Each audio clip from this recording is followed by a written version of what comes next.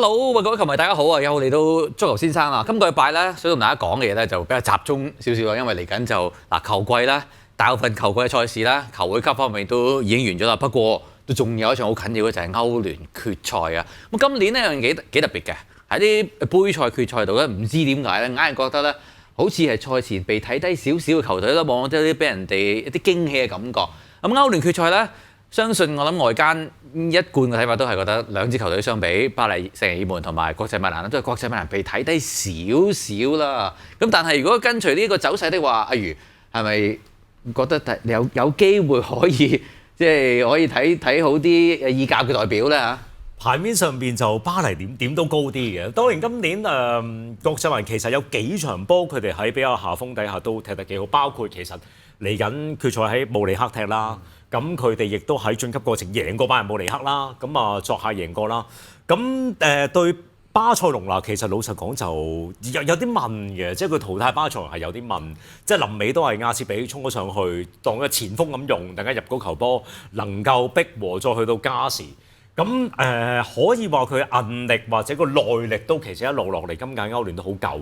同埋你會睇到其實今年歐聯聯賽階段啦，咁啊改咗制啦，有個聯賽階段啦。其實4強嘅3支球隊咧，都係喺聯賽階段排前4嘅，即係講緊包括咗係國際米蘭啦，咁巴塞隆拿啦，同埋阿仙奴，其實都係比較即係前嘅球隊。咁都睇到其實有個咁嘅數據或者跡象，就係佢哋喺聯賽階段踢得好咧，其實都幾有指標性嘅，即係真係佢哋可以由頭嚟到尾。咁當然巴黎就算係一個比較例外少少嘅情況，佢哋就真係需要通過比較多少少嘅比賽去到嚟到決賽。我自己感覺國際米蘭就今年其實佢哋同好多球隊唔一樣嘢咧，就係而家好多球隊咧，不論我哋今日睇拿波利嘅乾地啦，唔係淨係打3中堅啦。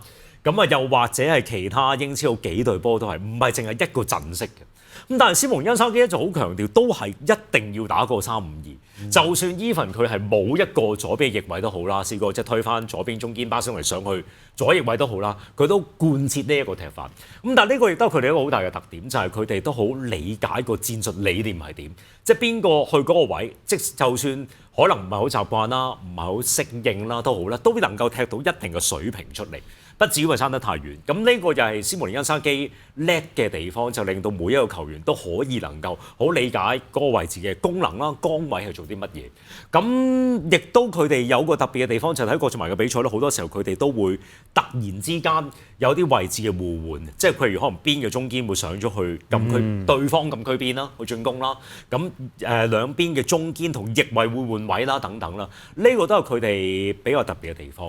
咁但係講到尾，即係你話講個人腳，講個當打程度，講到今屆尤其是下半季開始嗰個成個旅程嘅順暢程度咧，我覺得巴黎係高少少嘅。一路睇個淘汰賽階段啦，感覺上有時候都係即巴黎係越戰越勇啊！講少少題外話啦，我哋記得我哋平時喺房仔講波，即係好多間房㗎嘛喺公司。咁我記得喺開頭巴黎打得唔好嘅嗰個階段分組賽，大家知啦。臨尾去到尾聲，跟住附加賽係咪？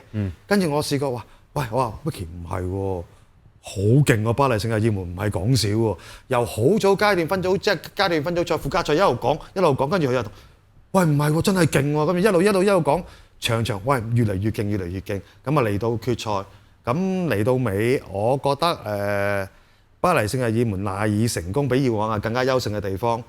就係今季有好幾支入到決賽嘅球隊都未必有嘅，就係嗰個勝利嘅飢渴感。即係巴黎嗰班反而好齊心，係好想喺歐聯真係法甲唔好玩啊，一贏㗎啦，黑埋眼都。反而喺歐聯嗰度佢哋恨咗好耐，最想要諗住要到嘅都要唔到。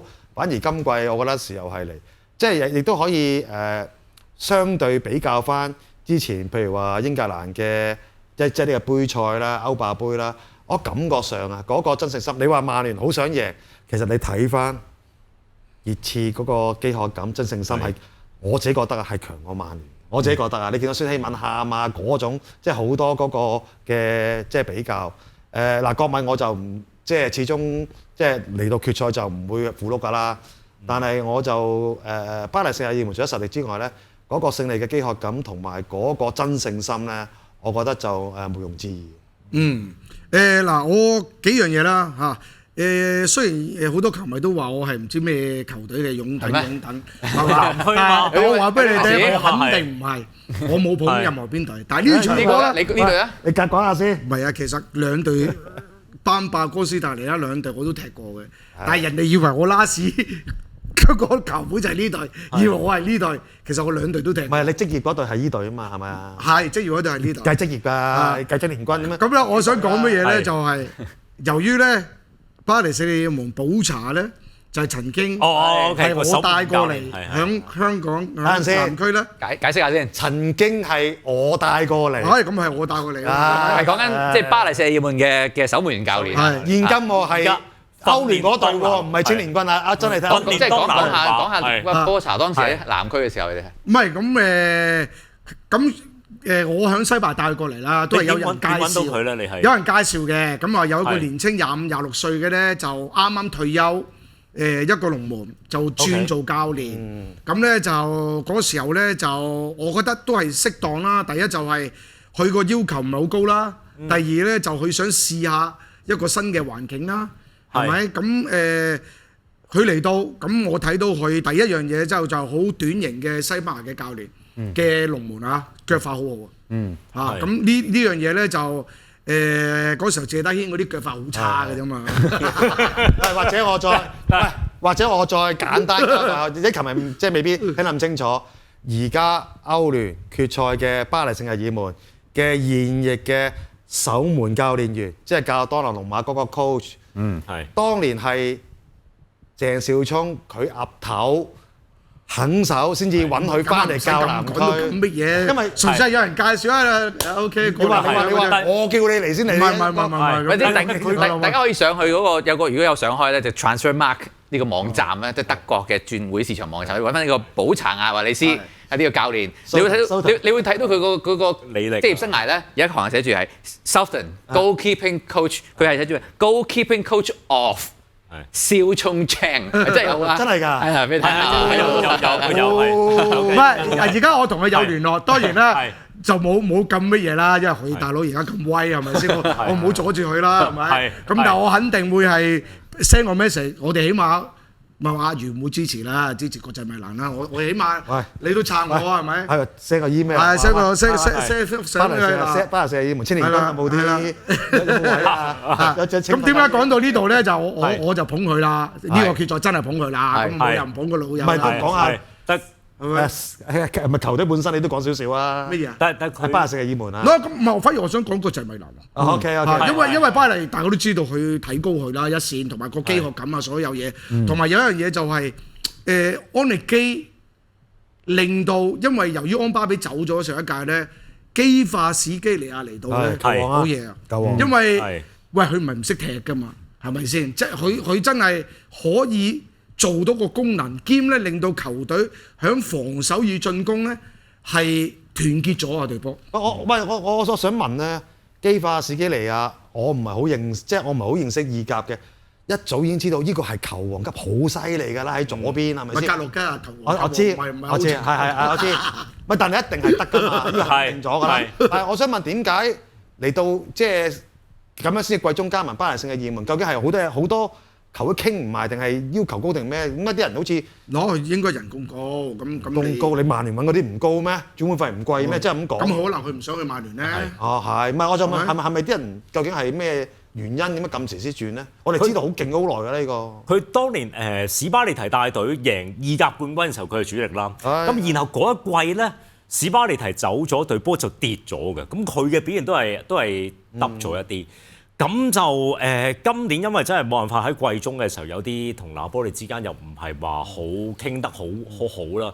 咁亦都咁講，因為如果以基化史基尼亞嘅呢1、2年嘅表現嚟講咧，可能個身價差唔多啦，即係去到一個差唔多頂啦。咁其實對拿波利嚟講，如果真係老闆想賣嘅，其實呢一個嘅冬季轉會窗係一個都算幾好嘅時機。咁當然咧，估唔到佢去到巴黎。佢自己最近接受訪問，我睇過佢都話估唔到喺季中嚟巴黎，然後突然間而家可以入到歐聯嘅決賽，佢都估唔到即係有呢個咁大嘅轉變。咁佢亦都真係去到巴黎，係我自己感覺佢成個進攻線幾個咧都算係踢得幾平衡，同埋即係冇話邊個特別係一個好特別攞波多，即係所謂球權特別多嘅，算係幾平均。即係大家肯合作，同埋最緊要肯逼、肯翻嚟防守啊嘛，係咪？嗰時候唔係話安巴比唔好，只不過你冇咗安巴比，你要揾到個適合可以有咁嘅級數代替到安巴比嘅。咁啊，基法士基尼亞係最好嘅例子，所以咧就令到隊波哇去到季尾砰。啊，反而我想講個就係米蘭，因為點解咧？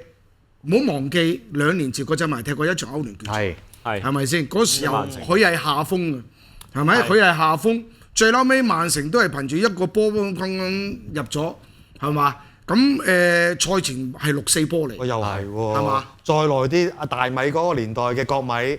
2010年2010都係下風波嚟嘅喎，三冠王就決賽贏拜仁咯，都係下風波嚟㗎，又係打一兩下反擊俾阿大米咁樣搞掂啊嘛，記唔記得？都係又係國米都有嘢煩。伊杜奧啦，係，所以排面梗係巴黎高啲啦，但係你唔好以為國際米蘭真係唔識踢嘅，係咪先？同埋你要有一樣嘢喎，就係你淘汰咗巴塞，係嘛？即係佢哋嗰個心理個信心要強咗，喂。巴塞我都要淘汰咗，我點會驚你巴黎食連？佢一定唔會驚巴黎食連而我話俾你聽，係咪先？大家打過先咯，係咪先？佢要死守嘅，意大利嘅球隊都慣咗係死守㗎啦，係咪先？所以我又覺得係下風啲，但係國際米蘭一定唔會驚你，因為呢班唔係後生仔嚟嘛，個個都係咪？可能最後一個機會係咪先？一個37，一個30，阿切比達比安，同埋都朋友都知道係兩樣嘢啦。第一樣嘢。90分鐘內贏唔贏到先，同埋之後捧捧杯係兩個故事咯，大家都明啊，係咪先？即係呢個好緊要，90分鐘係贏唔贏到，咁啊之後原來90分鐘過外加時或者12碼贏係另一回事噶嘛。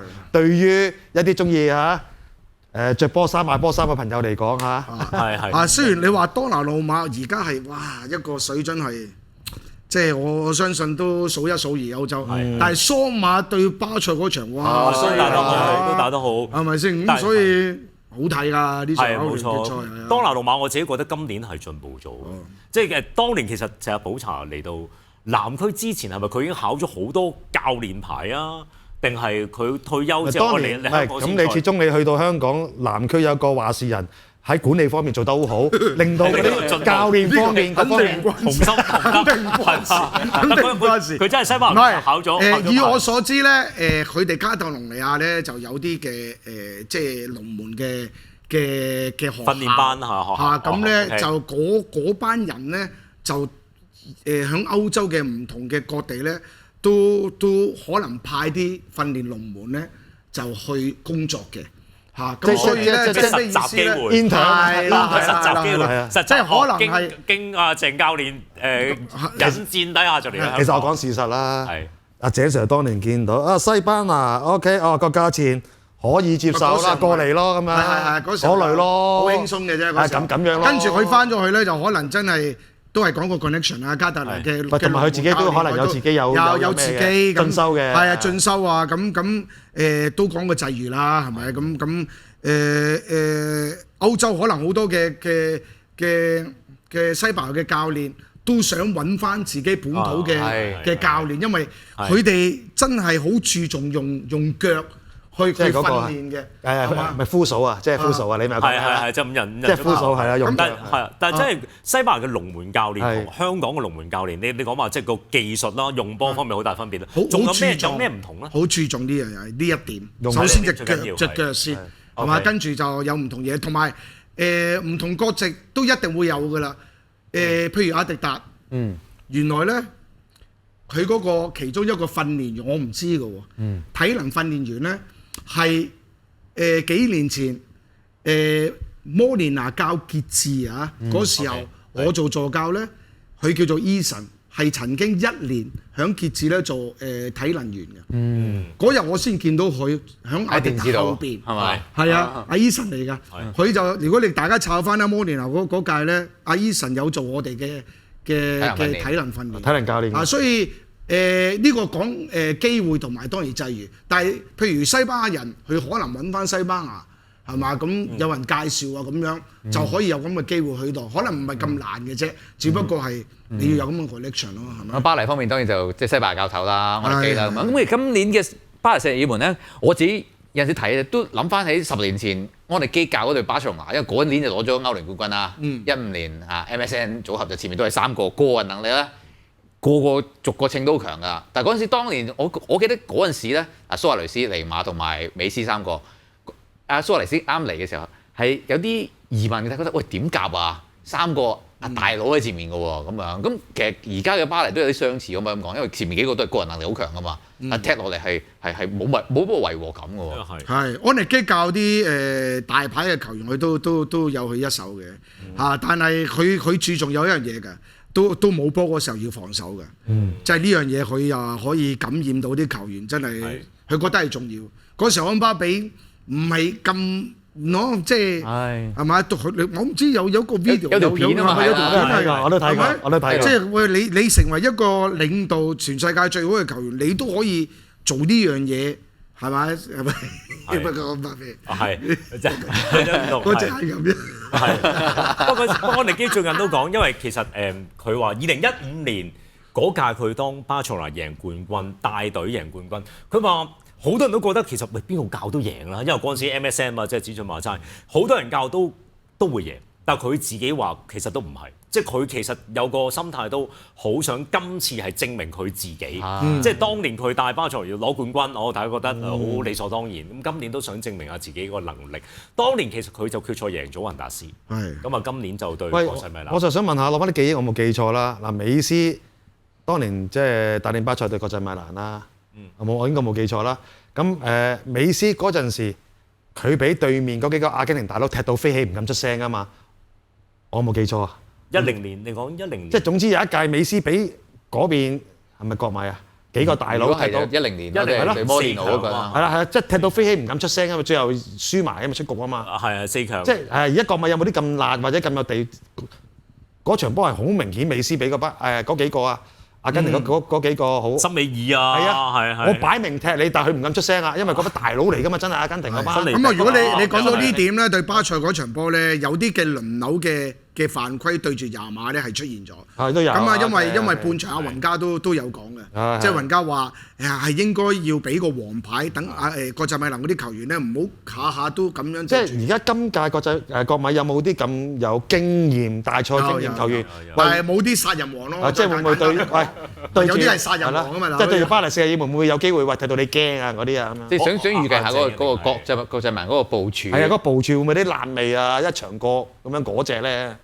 我相信會係有嘅，即係但係個問題係，我覺得個速度會有啲分別嘅，即係國際米蘭個後防始終你話即係如果佢哋呢個班底個速度同巴黎比較，我覺得有少少差距。咁呢個係我自己比較覺得擔心啲嘅。咁當然意大利嘅球隊國際米蘭對於一啲好組織、好技術嘅對手，佢哋會有應對嘅策略嘅，即係點樣聯防啊，點樣去即係成防線嘅連繫性啊等等。咁但係你話速度上邊，如果即係跟唔上咧，我自己覺得呢度但係死球有佔優嘅，國際米蘭啲死球近況係角球死球方面咧係好有水準。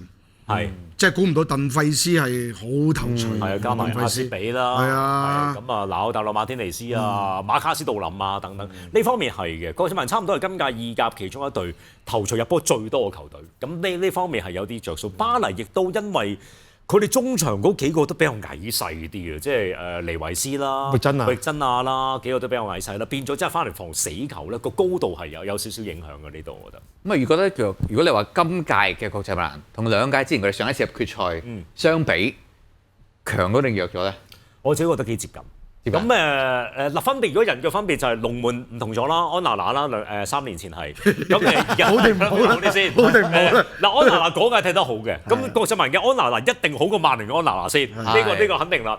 咁嗱，桑馬當然今年係都俾人好大信心嘅，即係我覺得呢個可能係不分高低啦。如果以今屆嘅桑馬同當年嘅安娜娜嚟到比較，條中場線嗰5個咧，基本上係好接近嘅。只不過咧，就當年係有波索域喺度，咁呢個係中間一個比較大嘅分別。咁就前鋒當年係盧卡古啦，咁而家就馬卡斯、杜林達、拿奧、達魯馬天尼斯啦。咁老實講，盧卡古喺嗰場當年對曼城歐聯決賽咧係失咗啲機會嘅，即係唔算踢得好好，唔算踢得特別好。但係杜林咧就有一樣好，就係得一樣好嘅啫，就係佢同馬天尼斯夾嘅，同埋係兩個夾，肯走，係肯走，但係真係嗰個把握性咧就真係要睇臨場腳風順唔順。係啊，其他大致上都接近啦。今年咁啊，睇下右邊嘅中堅，咁如果柏華 OK 嘅，咁就應該可能係柏華啦。馬切比同埋巴斯東尼就唔喐㗎啦。咁右邊中堅，鄧費斯好，係啦，鄧費斯當然有好大進步啦。呢個亦都係。咁就我覺得都同當年對曼城嗰隊國際曼嚟講幾近嘅，都接近。開頭就都覺得，咦，國米對巴黎聖日耳門好唔好睇咧？我聽你幾個講完又興趣又多翻好多咯喎，同埋感覺上又好似再近翻啲，因為始終咧有時即係都覺得喂，好似冇對英超係咪爭啲親切感咧？哦，原來就唔係喎，咁啊都唔錯啊。OK， 好睇，我覺得今年巴塞隆拿對國際曼嗰兩個回合都好好睇，我覺得好好睇。我都話我哋執緊嘢走㗎咯，諗住第二場波啊執緊嘢走，係啊，咁諗住冇㗎啦嘛。哇！突然間邊個阿切比入波，跟住所以都留低加時，但係加時值得嘅。係好睇，係好好睇，嗰場真係好睇。咁同埋巴塞隆拿。其實今年好多場波都好睇，咁調翻轉咁講，對皇家馬德里啊、國家打比，不論係聯賽又好、國王杯決賽都好，其實都好好睇。咁我覺得歐聯決賽呢場都唔會令大家失望嘅，係嘛？如果即係臨尾要總結啊，我哋今日呢一集要你哋心水啊，如果你話波衫，我巴黎聖日耳門，我頭先話捧唯一一場波捧一隊嘅啫。巴黎咯，因為個人情感，個人情感，我自己就個心態就你唔係國米嘅，但係我唔係，但係我自己我自己嘅心態就係睇意大利球隊嚟打歐洲嘅比賽咧，就好似作為一個香港人，香港邊隊波去打亞洲賽咧，我都會支持嘅。我嘅心態就係咁樣。咁當然呢啲嘅心態咧，英超球迷未必明嘅。英超球迷唔會有咁嘅心態噶嘛，即係可能我支持利物浦，而家唔會係即係唔會話當曼聯支持咁樣。但係我咧或者可能唔係問順民都會係嘅，即係總之你係德國球隊去打歐洲賽咧，就邊隊都支持。即係譬如佢係咁，多蒙特佢多蒙特支持啊，肖克零四擁躉我都支持死對頭。咁啊，我自己都會咁嘅心態，等同香港嘅球隊，香港球隊我都會有喜好啦，係嘛？親疏有別啦，係咪？有啲 friend 啲咪中意多啲啦。咁但係去到邊隊去打亞洲賽都會支持，我自己嘅心態都係咁樣。咁所以我都希望意大利球隊踢得好。OK 啊，咁我就中立啊，但係我係細個捧國米嘅，所以傾向國米少少啦。咁但係我點都好，我覺得呢場真係近年好難得，即係覺得個差距未必咁大之餘咧，應該決賽係幾值得大家係慢慢留意，應該有好多細節嘢去睇。咁我哋都非常之期待呢一場嘅決賽啊，咁樣咁啊。當然啦，咁啊希望咧喺做完決賽呢一場打完之後啦，係嘛再同大家總結翻啦，同埋總結翻成個球季。希望各位朋友球迷多啲支持我哋啦，即係可能係咪 share 定係 like and share 啊，同埋社交媒體多啲互動啦嚇咁樣。因為如果唔係好難揾到阿井 Sir 噶，成日又話遠又呢樣好多㗎，所以希望多啲。哇！好塞車啊，頭先咪成個幾鐘啊，個幾鐘就塞咗。係嘛？好啦，咁啊之後咧有機會再見啦。咁啊多謝各位收睇今日嚇，咁亦都希望歐聯咧大家睇場好波啦。拜拜。拜拜。